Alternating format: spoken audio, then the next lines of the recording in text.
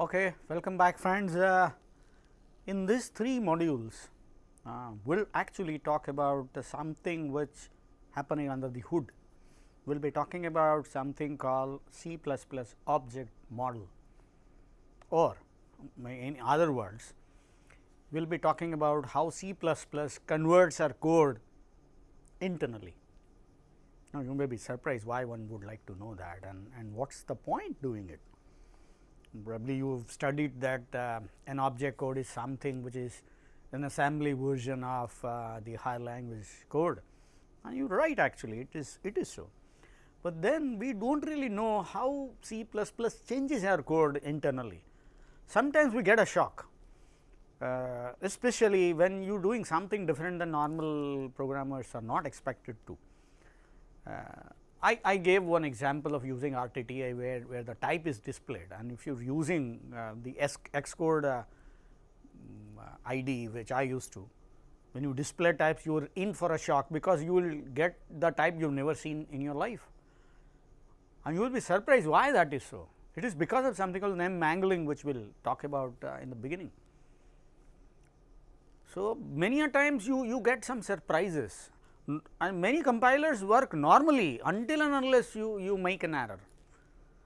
So, when you error, you get the response using the type you have never seen, for example, is again is the culprit is name mangling process. And you may decide that C++ is a very bad compiler because it is doing something at your back. It is not doing something at your back, it is doing something for a purpose. How do you learn about that purpose? By learning the C++ object model. That is the first reason why one should look at C++ object model. The second reason why one should learn about this is that many a times your performance, remember C++ is used for cases like writing operating systems, designing graphics libraries, and working for network protocols, building blocks, and so on and so forth, where the prime concern is the speed. The performance is so critical that you will have to write take every possible measure to make sure that your data is optimized. Now, you can't get the optimized solution until and unless you know exactly what is happening inside, and many a times you know that I am using, for example, a friend function. What will be the impact of it? If I am using a virtual function, what will be the impact of that on performance? So, I can weigh all options available to me and then decide which one to use depending on what I need. And remember, C++, the greatness of C++ is it offers all sorts of choices to you, a programmer. You have to decide the mix of options that suits your application, that is parametrically opposite, diametrically opposite to what I need in my own system than yours. So, C++ is that good. Okay. So, but then you will have to make right choices. Whether you make that choice is right or not depends on many factors, and C++ object model study probably will throw more light on those aspects. So, you will be able to learn about those things better. Remember, C++ is an extension and not a replacement of C. Okay. So, it is not like replacing a C program.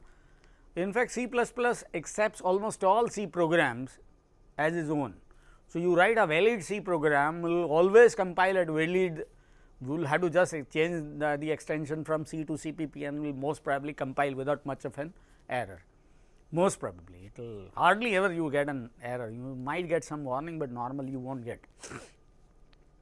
So, C++ accepts that procedural model, and you may be surprised why it is so. Languages like Java forces that object oriented model on you, can't work without, for a reason obviously. But C++ does not do it because of the sacred notion of backward compatibility. Okay. So, C++ will have to, like if you have an old C library and how you like to use that thing with C++, it should work without much of a trouble. That is the idea, and that is the reason why C++, some part of C++ become extremely complex. Okay. But C is very efficient, and when you are extending it, the extension should be equally efficient, and that is the primary goal of the C programmer, C++ programmer. And we know that C programs lose their visibility when it goes beyond 20,000 lines, for example. You will not be able to relate first component with the last component. It is always better that you divide all of them as classes and then you use them. So, you have that abstract vision of that bird's eye view of that system, makes it very easy for you to understand and correlate things. Okay. So, that is the reason why C++ was designed. Okay. Now, there are few queries that people like you probably have in your mind when you start using C++. You know that C is extremely efficient and I am moving over to C++. The first question that you come to your mind is, does C++ provide the same performance as of C or will do something from its side which slows down? First question. Second, what exactly is the additional feature? For example, if I start using default arguments, what will it do? Or I am using member functions. C has no notion of member functions. If I am using something as a member function, will it add an overhead? Kind of. How C++ program is modeled as an object code. Anyway, my interest is to see that it is not doing something which I do not want, that is the only thing. When I assume that it is being done that way and write a code accordingly and it does not do it, obviously my customer will not be happy. So, I have to make sure that what I am doing, what I am assuming actually is happening inside. Okay. Okay. First, remember I have told you that the major job of the object model is to make sure that the performance, even when C++ provide a lot of fancy things to the programmer, in the back of it, it should not add any overhead. So, despite providing additional features, should not slow down the program as compared to an equivalent C program. So, that is the notion, that is the idea, and there are many things done because of that. Okay. Okay. You have C like performance, you have to have, that is the goal. Okay. Additional, you provide visibility, but then not at the cost of this performance, and that is the reason why we have to convert the C++ code to a very C like code after compilation. You may not know, but the first compiler that starts to develop, that is known as C front. What that used to do, that it convert usually in the beginning, the first version, as long as I remember, used to convert a C++ code into a C code and then compiles it. So, normal C compiler used to use, they have not had that C++ compiler, later on they did. Okay. Okay. But then choice of target code, in fact, whenever a target code is designed, that is a source code and you need to convert that to an object code, there are few options possible and we will look at some of the options possible later. So, the compiler will have to choose one out of 2, 3 options. For example, I will just say that for example, if I say that my function, something like this. Now, this may be a function call, this may be my func, may be a class with overloaded function subscript operator. I do not really know, and I am compiling this code, and this basically, you know, that code may be compiled separately. So, I am compiling this code, what should I do with this code? I do not really know what is this. Okay. I may have something which is being returned and used, or I may not have. Should I choose this or that as a compiler? Now, that depends, and that is the point. In fact, I have multiple choices available, and as a compiler I have to choose the most default one and then go ahead with it. So, what is the most default one? Okay. The efficiencies, in case of C++, efficiency is the prime thing. So, it scores over everything else, flexibility and everything else, and we will see a few examples during in due course. Okay. There are some features which cost more in terms of performance. For example, I use virtual function or I use operator overloaded operators, then I use for overloaded functions and so on and so forth. So, I will have to do something. Okay. Those features actually in demand. For example, I have defined 5 add functions. one add integers, the other one add something else and so on and so forth. If I keep those things as it is, at runtime when add function is called, the compiler will have to figure out what are the arguments and decide the right version, will take a while doing it. So, that is not a very good option. C, in case of C, you do not need to have that, because there is no operator overloading. Whenever a function is called, that is usually a pointer is provided to jump to that place and start executing that from stack. That simple, nothing else. There is no deliberation, and I have to have a solution which looks the same. So, we will soon see that name mangling is the solution here. Okay. So, they are converted to a simpler C like form, that is the first solution, with better efficiency than the normal that thing and easier management. Okay. So, both things are to be done, and we will soon see how it is done, and that is the major goal of C++ object model. Okay. Let us see an example. For example, if I have int add, float add, complex add, now these are this thing. Now, whenever you encounter a statement of this type, okay, whenever a compiler encounters a statement of this type, will have to deliberate and figure out that I and j being int, so this has to be int. I will have to actually jump to that code. If the compiler does that, compiler does not decide that thing well in advance, that will happen at runtime, will take up lot of time and is not an efficient solution. Okay. So, instead of that, what C++ compilers do, they will change the names of these overloaded functions inside and make them unique, and I have provided one such version. For example, the add, the first one is named as add int, second is add float, and third one is add complex.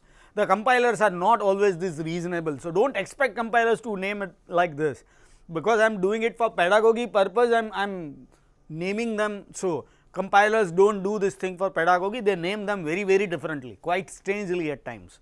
Okay. But point is, they always define these three functions differently, they name them differently, and when they are named differently, when I call add int, I do not need to worry about which function it is. At runtime, it is known and is as C like. Okay. So, though my functions have the same name, when I write that code, when the code is compiled, will not have any function, any two function with the same name, there is no ambiguity at runtime, no process to determine which function to call at runtime. So, this is called name mangling, and this is the reason why compilers do it. Okay.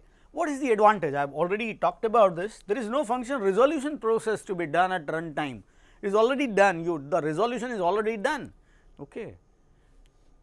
No other process to be done at runtime. Not only resolution, you do not need to figure out which function to be called and so on and so forth. You do not need to deduce what type of arguments, and depending on that you decide the type of function and all that. That process altogether is eliminated. Okay. A new named function, the name mangled function or name decorated function, as experts call it, it is called without any indirection. You just call add int, add float and all that. You do not write that, the compiler which converts their code into that. Okay. The function calling process is quite similar to C, almost the same as C, and will have equivalent performance, and it is also possible that the performance is a little better, because that function is implemented as inline. You may not have specified it to be inline, but the compiler can deduce that this function can be inline and may do it. And if you define that member function inside the class, will automatically be inlined if it is possible. Okay. Now, let us throw a little more light on this object model.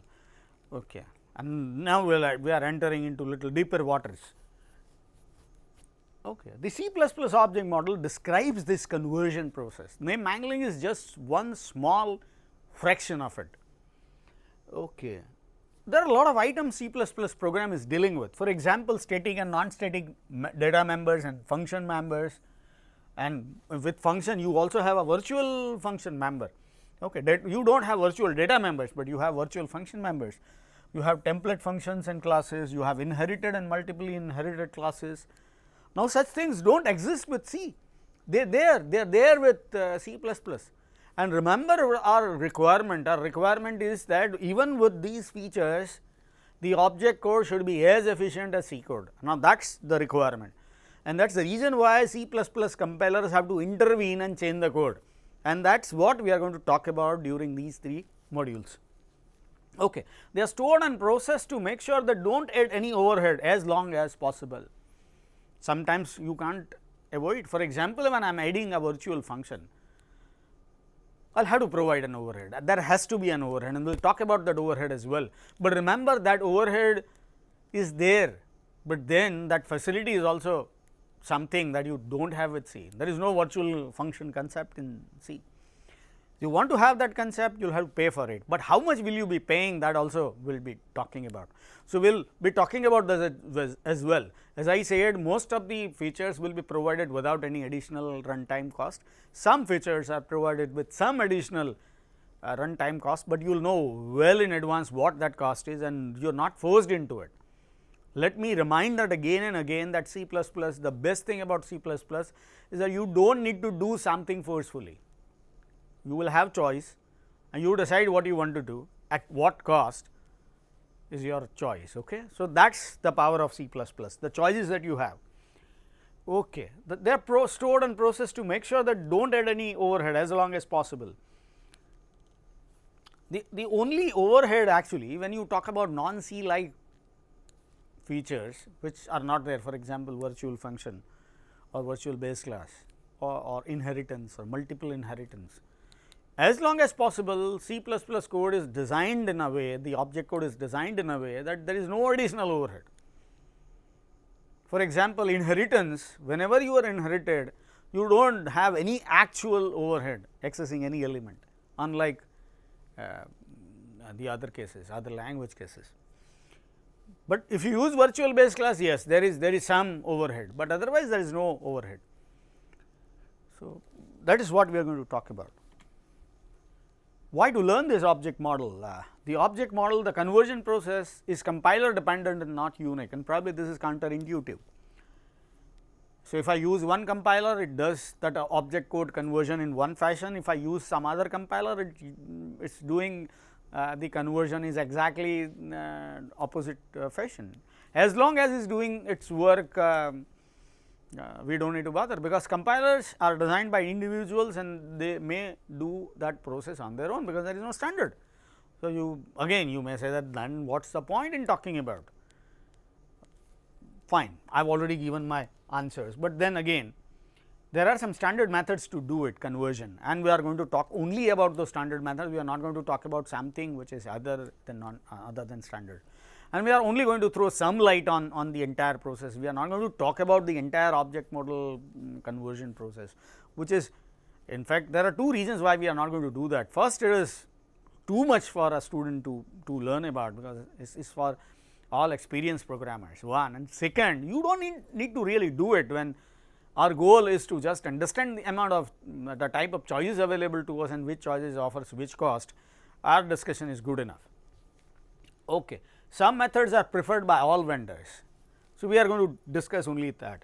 One gets the idea about how C++ works under the hood. Okay. What is happening on the face of it is just fine, but what is happening inside, that interests many of us. So, we will throw some light on that. Not only that, you are more assured when you are using something. For example, when you get a guarantee that even if you get an inherited class will act as a normal class, you can feel free to inherit as many classes as you want, and you know that there is no performance overhead. You are very assured about it. Not only that, when you use virtual function, you know that this is the additional overhead that I am going to have, I am going to incur in my program. So, you know exactly what is happening. That is again an important reason why we are talking about all this. Obviously, your programs, if you have studied your object model well, the programs will have less number of errors and they are more efficient, obviously, because you know what is inefficient and what is efficient. First thing, okay, there are three type of conversions an object model process brings in. The first one depends on the platform, okay, called platform dependent conversion. For example, some compilers allows you to write void main, some compilers will not allow you to write void main, you will have to write int main. The reason is that the operating system on which the purpose of writing that void or int main, let us take a detour to understand that. Suppose if I write void main, and I do not write a return statement, or I write int and I write a return statement. What difference does it make? Return I, whatever. What difference does it make? In fact, whenever, for example, this is abc dot c and I compile it, it converts it to abc.exe, is a Windows file, or a.out if you use Linux or Apple. So, what you get is ABC, for example, okay, and you run this program from the, if I am using Linux or something else. Okay. So, I run this program. So, the program runs on top of the operating system, and a program returns this value, actually returns to the operating system. Some operating systems demand that the program must return something. Some operating systems do not demand that. Whenever an operating system demands that you must return a value, you cannot write void main. Even if C++ syntax demands that you cannot do it, you will have to provide int main and you will have to return a value. In some cases, when it is not so, you can write void main and can work.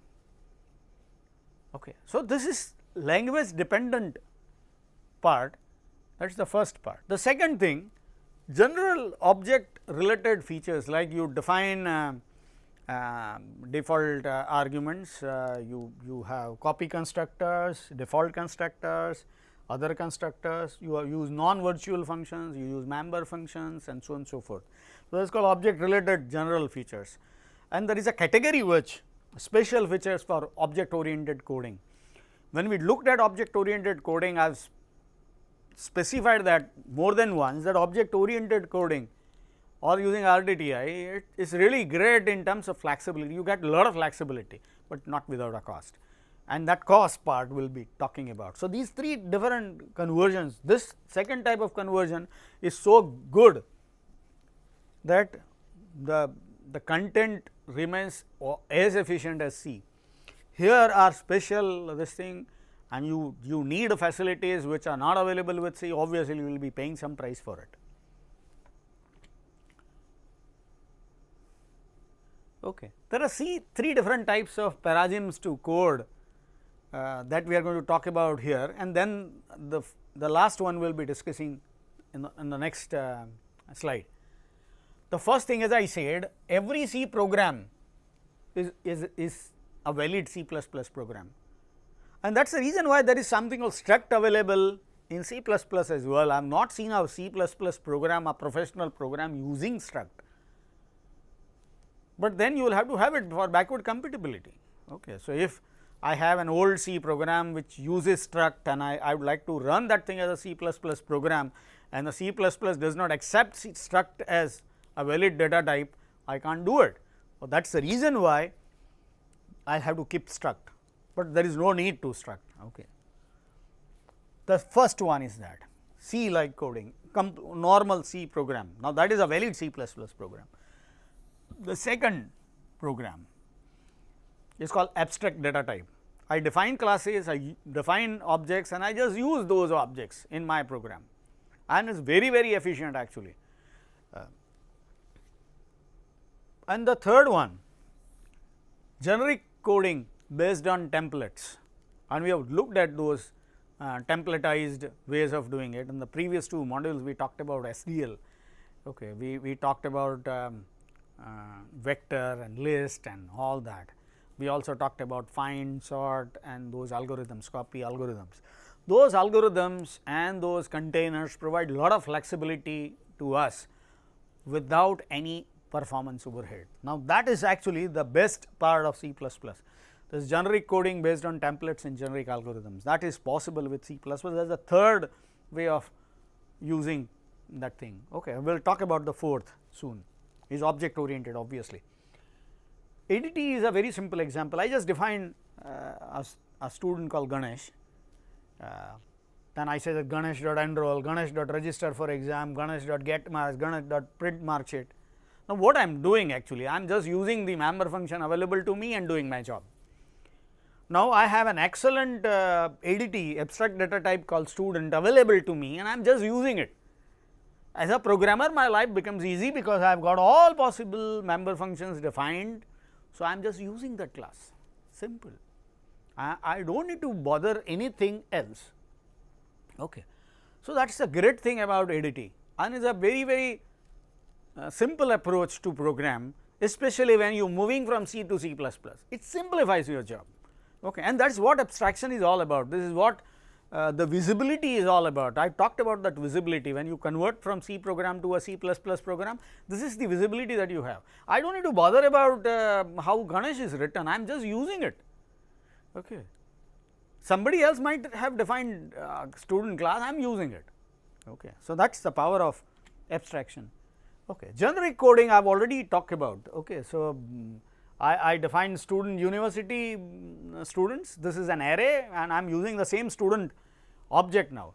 I use a sorted list as an algorithm, integer, university student. Now, this is basically a sorting this array. Is that it has to store on field number 1 in ascending order. It says this had to store on 2 in ascending order, and now the sorted list works on string. Now, the sorted list again works on int, whether field number 20 is used and descending order. Now, you can see that the first case sorting based on roll number, second is sorting based on name, and third is sorting based on descending order of marks. Now, this is merit list, this is for examination seating arrangement, and this is for normal roll call. Okay. So, I can use the same algorithm for multiple purposes in different situations. Now, that is the flexibility that I get, okay, and this is the second way of doing it. Object oriented coding has hierarchy of classes, we have virtual functions, sometimes virtual base classes, and applicability of the same code at runtime to many things. Object of class is inherited from the same class.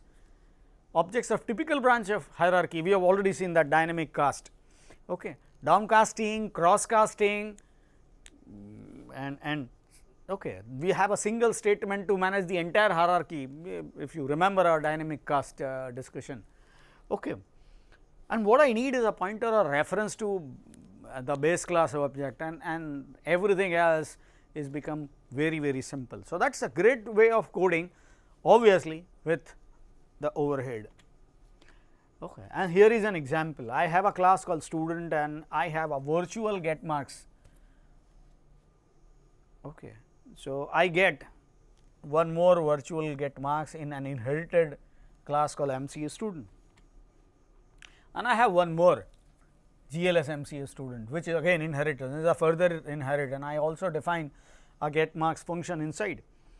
Now, it is quite possible that I have one generic function called marks, display marks, where I just passed a pointer. Now, temp student may be a pointer to the student or a GLS student or a GLS MCA student, we do not really know, but then I do not need to even know, because when I do this, get marks is a virtual function and we will call the virtual function, which is where the pointer is pointing to, and we have already seen how this is done in C++, and that is the power of this model, okay. And we will see how this model also is converted, okay. This code is simplified, but obviously is a dynamic code, applies to multiple cases, okay. It does not change if the class hierarchy changes, we have already seen that before. Even if you add new types of students or even remove the older types, the code will not change. And I am repeating this again and again, the C is not great because it provides this flexibility, but it offers this choice to you, a programmer, okay. You decide what you want and choose the most appropriate option for your own case.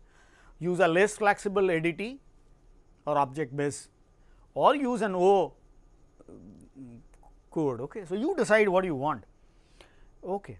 Introduce overhead only when the pointer or reference, even if you define virtual function, the overhead is not actually there unless you access that using a pointer to object, we have already seen that.